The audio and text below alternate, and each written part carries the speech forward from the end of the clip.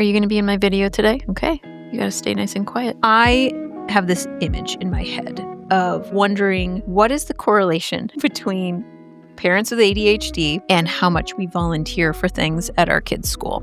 Because if there is a pie chart or if there is a bar graph, there's the correlation, I'm just imagining it's so strong. Because I am living proof of what not to do when trying to help at your school, but also that balancing act. We're going to talk today about how we can better balance that. Maybe a really wonderful limit setting tool that's very simple that we're all going to practice together. And also just ask ourselves, why is it that we make ourselves so much more available to other people except ourselves? What do you think? All right, let's get into storytelling. All right, there's no one around me for the moment, so I'm going to record out in the wild. And I'm here to just have a mental note and talk about ADHD and the burnout that stay-at-home moms with ADHD specifically get when it comes to overcommitting themselves. I think that there is some significant societal pressure on filling this role of volunteering your time. And since I don't work full-time, there was kind of this pressure that I needed to check that box. I needed to fill my time and show that I contributed. Excuse me while I go clean up my dog's crap that he just did. Anyway, now I'm back. But do we really have the time? Do we have plenty of stuff to do? I am now at the golden age, I've been told, of having elementary school kids, and I also have a middle schooler. So it's starting to get a little busier with homework requirements, activities, things like that. But it's do we really have the time? I don't think we do. I lost my train of thought. I'm trying to remember what I was going to say. This is why we take notes, people.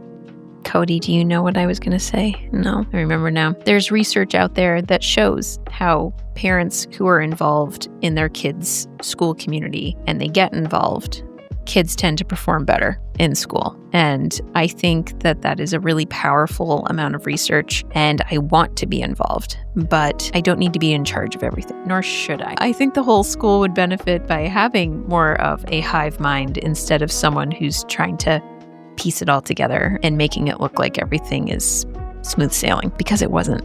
So that was the point I was trying to remember. I think it's safe to say that we do have more time than working parents. Naturally, I'm not in an office completely, tied up for 8 hours in a day. So what then becomes awkward is if I'm not filling out my name on this sign up, it's kind of am I contributing? Am I feeling that mom responsibility? This is good stuff. I would also like to share the disclaimer that I am not trying to start some type of debate between who has it harder. Who gets more little violins? Is it harder as a working parent, harder as a stay-at-home parent? There's just no way. In my opinion, I think working parents absolutely have way more on their plates and it is stressful. But at the same time, I hear friends of mine who work full-time who are feeling that they aren't doing enough because they see me volunteering in school, and it's hard. It's just all hard. So on this channel, we are here to support one another and just talk about how I get in trouble with my ADHD as a stay-at-home parent, because that is my own experience. So if you can relate, please keep listening. If this isn't checking the box for you, please check out any of my other videos that I have. And I hope that you stick around my channel because I don't just talk about what it's like being a stay-at-home mom. I 100% agree that the debate we should be having is, do we really have the time? There are so many times when I am time blind, and those of us with ADHD, we just have this dysmorphia of time and we are blind to it, how long certain things will take. And it is the accumulation of all of these tasks that individually, they're not that bad, but when you add them all up, that's where things can get extremely overwhelming and they lead to burnout. So when I thought to myself, yes, technically I have flexibility between the hours of 9 a.m. and 4 p.m. when my kids are in school, but it doesn't mean that I have to completely fill it up with other things that aren't my own. And that's what I am really trying to get more in the habit of doing, because that is an important amount of self-care that we need to do for ourselves in order to keep going, in order to have a full cup. But Let's get back to 9 a.m. Heidi to see what her next thoughts were on this topic. I come from apparently a family of women that sign up for these things, like PTA president. My mom was a PTA president.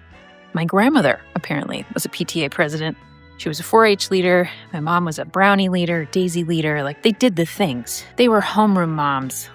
And I loved it. I did. And so I wanted to do the same for my kids. But I would like to make the argument that being that kind of parent today is way more crazy, and the stakes are higher than ever before because of the internet and comparison and Pinterest. And it's a lot of idea sharing with the internet, but my God, it's too much pressure. And so we need to stop saying yes. We need all the time. Yes, I want to help, but we can't be the solution and the person that steps in every single time. I like being dependable. It's a wonderful trait, but not at the cost of your sanity, and not realizing that I just felt very used because I said yes all the time. And that's not okay.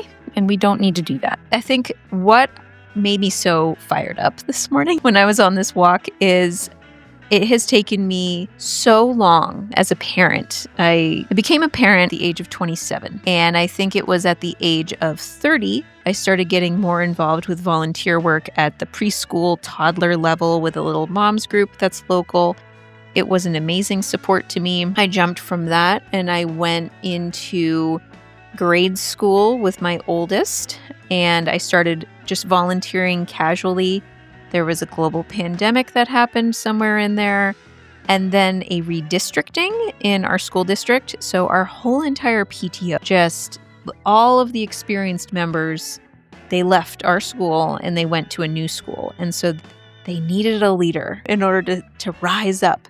And I kept being like, no, I'm not qualified for this. There's got to be someone else. And that someone else became me. So I was in it for 2 years. That was a mistake on so many levels. I was good at it. But the reality is that I said yes to these things when I didn't realize that I had ADHD. This was still while I was undiagnosed. And I fell into this pattern of saying, well, would I be more annoyed if things started falling through the cracks and I wasn't in charge? Or would I like to be in charge so that way I can at least call the shots and make sure it's done correctly? If that sounds familiar, put your story in the comments, because that type of attitude absolutely got me in trouble very quickly with myself and with my family dynamics, because I ended up pouring everything I had into that role. And because as someone with ADHD, I just don't have an off switch. So if my name is going to be on it, I'm going to do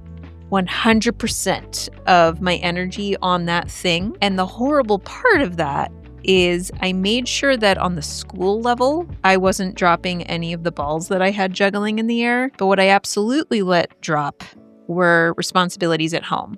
When as a stay-at-home parent, one of the main job responsibilities that I had was making sure that I was there and available, and making sure I was taking care of my family, and certain things around the house that have kind of fallen to me over the years, like preparing dinner and getting kids to school activities. And it really got me in trouble. And that is why I got so fired up about this. And why I see now, after stepping away from some of those things, just how bad it was at the height of my volunteering time. The thing I had to be reminded of is my husband joked, Heidi, couldn't you just get a part-time job and donate your whole salary to the school, and you would probably still have more hours back for yourself than what you're doing right now? And he's not wrong. So there were, at the height of being the president of the PTO, I was probably volunteering about 25 hours a week. And in that time, I was really great at making sure that those tasks were done, but not necessarily the stuff that was happening around the house. And I have to constantly be reminded that just because my time is flexible doesn't mean that I can give it away or should give it away so freely. And I could be doing things for myself and my family in that time instead of completely allowing the time to be filled with volunteer work. I think it's the important message is that as parents, and especially those of us with ADHD, we have to be mindful of the traps that we fall in with just overcommitment. So how are we going to prevent the overcommitment? So let's see what 9 a.m. Heidi had to say on this topic. That when someone asks, you can feel flattered that you're trusted with some type of task, but I want you to practice this saying, which is, that sounds really cool, and I can see that you need a lot of help. Let me look at my schedule and get back to you. That's all you have to say. It's not mean, but you do really need to get back to that person. It gives you a pause. So that way you can really think about it and time block to say, do I really want to take this on? Does it fit into my schedule? How can I be helpful, but maybe not the lead on this thing? My answer to that was that I identified I'm more of a project person than I am a delegator president. So you're going to find a project that you love. You're going to find one thing to be like, this is my thing. And for me, if I knew, okay, I'm going to do the big fundraiser, the big one at the beginning of the year, it's going to set up our year awesome, and that's my big one. And that's how I contribute. Then I really try to dial back throughout the year. And that has been a significant game changer. So don't say yes immediately. Really be honest. Get back to people to not leave them hanging. You want to contribute, but also you're allowed to be like, this doesn't fill my cup. You don't need to be that parent hero every single time. So don't do it. So to summarize those morning walk points, it's really all about the pause. If you just pause, because us ADHDers, we speak faster than we think sometimes, and we don't realize the fallout that's involved after we've said it.